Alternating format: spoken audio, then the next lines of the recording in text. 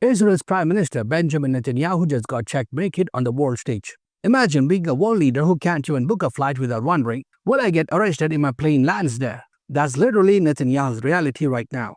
Because guess what? 57 Islamic countries under the OIC banner just announced they are ready to arrest him if he enters their territory. And on top of that, the United Nations itself has officially concluded Israel is committing genocide in Gaza. So the question is Netanyahu finished internationally? And what does this mean for the Middle East? Let's break this down. First, let's talk about Netanyahu himself. For years, he's been the guy who could walk into Washington, D.C. or Paris or London and get a standing ovation. But now he's basically a political prisoner in his own country. Why? Because international courts, the ICC, International Criminal Court, and the ICJ, International Court of Justice, have both ruled against Israel's actions in Gaza.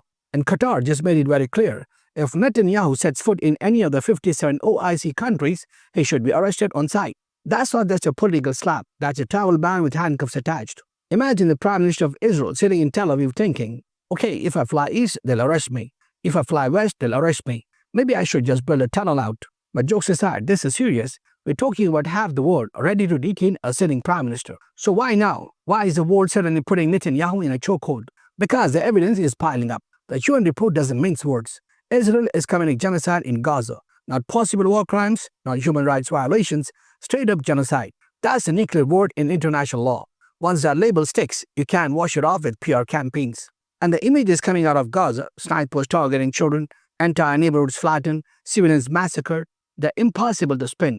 Even CNN, even independent UN inquiries have confirmed it. So here's the turning point. For decades, Israel has managed to justify its actions as self-defense. But now, the global consensus is shifting. Even allies like Germany and EU nations are telling their citizens, get out of Iran because something big is coming. That's how tense this has become.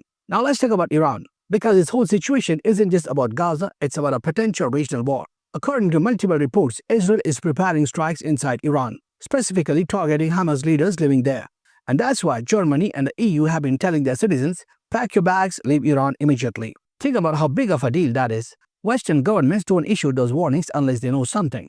Which means the intelligence agencies are basically whispering, yeah, an attack is coming.